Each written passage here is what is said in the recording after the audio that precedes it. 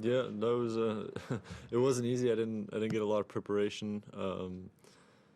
Didn't get any matches under my belt, but yeah, just super happy with the way I came out. Stuck with my tactics; they worked really well, and yeah, just really comfortable on these courts here. Can you just talk through your timeline of testing positive in Adelaide and what you had to do and what you were able to do there?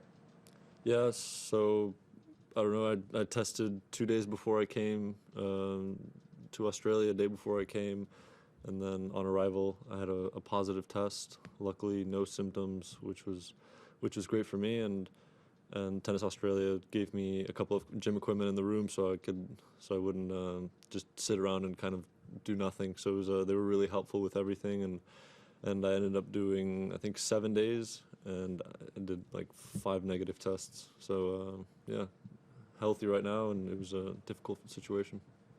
Do you feel like any lingering sort of rust from being in the room for that long? Did you rebuild sort of physically or tennis-wise?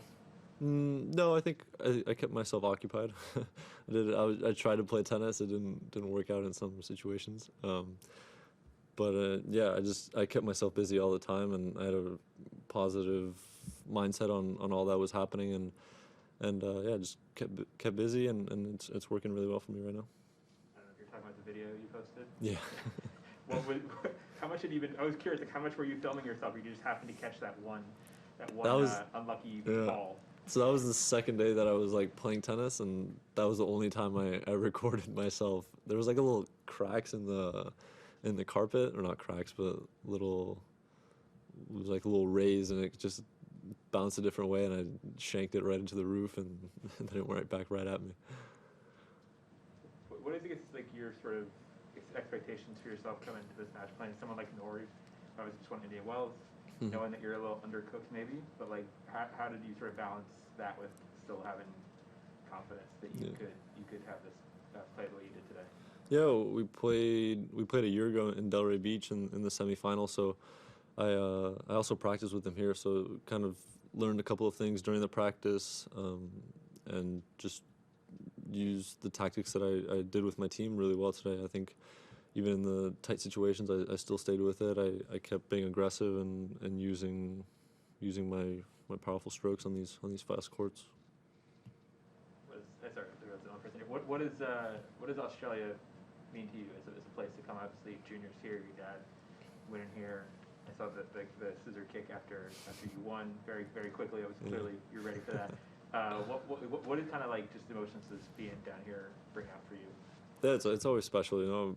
A lot of kind of history in the family here in Australia. My dad winning here, and then both of my sisters winning the Australian women's golf tournament. So it's a lot of success here in Australia, and just I'm always super happy to be here. The fans are incredible. The tournament's unbelievable, and yeah, just really comfortable here. And it's they always make me feel like home here. And then I guess what are your sort of expectations for this year? You've been on this circuit a couple times now. You kind of know the course. What are you hoping to do this year? What do you see for yourself? You know, just keep going on the trajectory that I am on. I mean, I'm putting in a lot of work. I'll go weeks where I'm not playing good tournament tennis, but I'm always positive, and I'm always looking at the bigger picture, and yeah, just trying to have fun. You know, I'm doing something that I love, and I'm just really enjoying it. Last for me before they go virtual, like how happy were you that Nelly was able to get you a picture with Tiger? That seemed like yeah. I don't know if you were shy in that moment or you just needed her to grease the wheels or what. But how cool was that for you? Yeah, he's got like just this presence about him that you can just feel it. My sister, they were stuck on the tee box on one of the holes because everybody was trying to drive the green, so everybody was just waiting, and he kind of like rolled up and he was just waiting there with Justin Thomas, and you could just feel it, and I was just so nervous, and I ended up caddying the last 6 holes, I think, and had like 4 birdies, so good caddy. And then Nelly, my sister, absolutely loves Tiger. Well, my whole family does. Every single time he would be playing, we'd be glued to the TV watching. We'd always support him, and yeah, just it was a funny situation, you know. I'm grateful to get a picture with him, and to watch him golf for the first time was really cool as well. So you're saying you're caddying for Tiger? No, I was caddying for my sister and my dad. But you did the whole course for them, right? Or just Well, I walked for like the first 12 holes, and then the last 6 holes I was caddying. Yeah.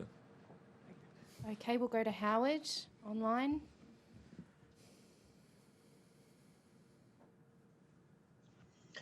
Hi. Let me just ask off that. Are you much of a golfer? Yeah, I do. Whenever I'm home, I try to play golf. I'm probably one of the worst golfers in my family, and I still have like a 4 or 5 handicap. So, yeah. But whenever I'm home, I try to play golf. It's tough competition in that family. I wanted to ask you about something you said about Nori. You said that you would practice together and that you would learn something. I'm just wondering, in general, when you practice with somebody that maybe you've never hit before, what are you looking for about them? I mean, presumably some of it's about you and preparing yourself, but what can you maybe pick up or look for when you're maybe hitting with somebody that you could play a few days later or a month later or whatever? Yeah, you just kind of, I guess every practice you're either playing with someone, you're trying different things. In that practice, I was just kind of seeing how he was playing. You know, we haven't practiced ever together, and last time we played was in Delray Beach, so it was a while since we played, and just figuring out the speed of the courts. You know, sometimes a person likes it, sometimes he doesn't like it, and I'm really comfortable on the speed of courts. So it was just finding my feed and just figuring things out. And in terms of what you might have seen from him, can you pick things up in a practice that can be helpful in a match against somebody? For sure, yeah. I mean, in that practice, I was just trying different things, targeting his forehand, backhand, seeing what he likes, what he doesn't like, and I took those things from the practice and used them really well today. Thank you. Thank you. Are there any final questions? Yep, one more. I guess do you have like goals set for this year? Are you like a goal sort of oriented person, whatever that might be, about like a sort of thing you want to do to define success in 2022? Yeah, no, I always have a goal. Last year was to break into to finish the year top 50, and this year I'd love to push it a little bit more and finish the year top 30, 25. You know, I got a long way to go, but it's pretty possible with how I'm playing and just everything going on. How closely packed, just following up, how closely packed like so many Americans are like inside that part of the top 50 between like 20 and 50? Are there like internal American competition, you think, in terms of who finishes on top of that sort of subcategory ladder?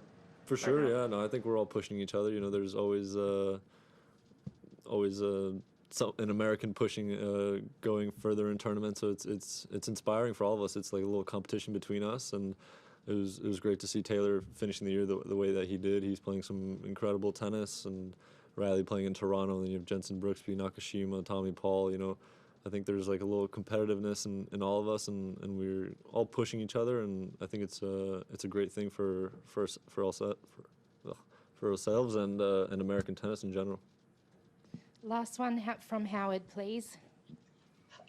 Just following up on that goals answer, is it always for you about rankings when you're thinking about goals and milestones, or are there other things as well that factor into it for you? Or for now in your career, it's about that sort of number next to your name? Yeah, I think for myself, it's more like the number, but for everyone around me, it's just developing my game and looking at 5 years, 10 years down the road, just how they see my game, where they want me to be in the next couple of years. Thanks so much, Sebastian, and congratulations again. Thank you.